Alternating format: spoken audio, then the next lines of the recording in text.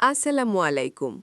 আজকের গল্পে আমরা দেখব কিভাবে আর্তুগরুল গাজী এবং তার কায়িগোত্র নতুন এক যাত্রার সূচনা করে। শত্রুর ষড়যন্ত্র, বন্দীদের ওপর নির্যাতন আর আল্লাহর ওপর ভরসা রেখে অন্যায়ের বিরুদ্ধে লড়াই, এই সব কিছু নিয়েই শুরু হচ্ছে দিরিলিশ আর্তুগরুলের প্রথম পর্ব। প্রথমে দেখা যায় যুদ্ধের জন্য প্রস্তুত হচ্ছে কায়িগোত্র। তাঁবুর ভেতর থেকে বেরিয়ে আসছে লোহা গড়ার শব্দ। তলোয়ার তৈরি হচ্ছে, ঢাল ঠিক করা হচ্ছে। সেখানে প্রবেশ করে আর্তুগরুল গাজী। তিনি দৃঢ় চোখে তলোয়ার তৈরিকারীর দিকে তাকান। দুজনের মধ্যে কথোপকথন শুরু হয়। শত্রুদের নিয়ে আলোচনা চলে। সামনে কি বিপদ আসতে পারে, কেমন লড়াইয়ের মুখোমুখি হবে তারা, সেই চিন্তা। আর্তুগরুল স্পষ্ট বলেন, আমরা যদি আল্লাহর ওপর ভরসা রাখি তবে আমাদের তলোয়ারই হবে ন্যায়ের প্রতীক। আর্তুগরুল এবার শিকারের জন্য বের হয়।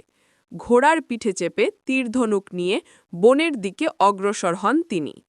তার ভেতর এক ধরনের অস্থিরতা কাজ করছে, যেন আল্লাহ তাকে বড় কোনো দায়িত্বের পথে ডাকছে। অন্যদিকে দেখা যায় ভিন্ন ধর্মের লোকেরা ষড়যন্ত্র করছে। তাদের লক্ষ্য মুসলিম সুলতানকে পতন ঘটানো, ইসলামের শাসনকে দুর্বল করে দেওয়া। কূটনৈতিক চক্রান্ত, বিশ্বাসঘাতকতা আর ক্ষমতার লোভে তারা অন্ধ হয়ে গেছে। এদিকে নতুন আরেকটি দৃশ্য আসে। একজন ব্যক্তি এবং তার ছেলেমেয়েকে আটক করে নিয়ে যাওয়া হচ্ছে। তারা নির্যাতনের শিকার। পালানোর চেষ্টা করলে ধরা পড়ে। নির্মমভাবে তাদের মারতে শুরু করে অত্যাচারীরা। ঠিক সেই সময় হাজির হয় আর্তুগরুল। তিনি তলোয়ার তুলে আক্রমণ করেন শত্রুদের ওপর। তিনি একে একে সবাইকে পরাস্ত করেন। কিন্তু এর মাঝে ওই ব্যক্তিটি আহত হয়। আর্তুগরুল তার ক্ষত সারানোর চেষ্টা করে এবং তাদেরকে তার সাথে নিয়ে যেতে চায়।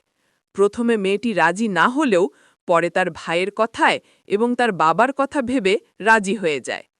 আর্তুগরুল আহত ব্যক্তিটিকে তাঁবুতে নিয়ে গিয়ে চিকিৎসার ব্যবস্থা করেন। আর্তুগরুল মেয়েটিকে জিজ্ঞেস করে তাদের কেন তুলে নিয়ে যাচ্ছিল। মেয়েটি উত্তর দেয় সে সঠিক জানে না, তবে হয়তো তাদের দাস হিসেবে বিক্রি করতে চেয়েছিল। মেয়েটি আরও বলে যে তার বাবা একজন ব্যবসায়ী।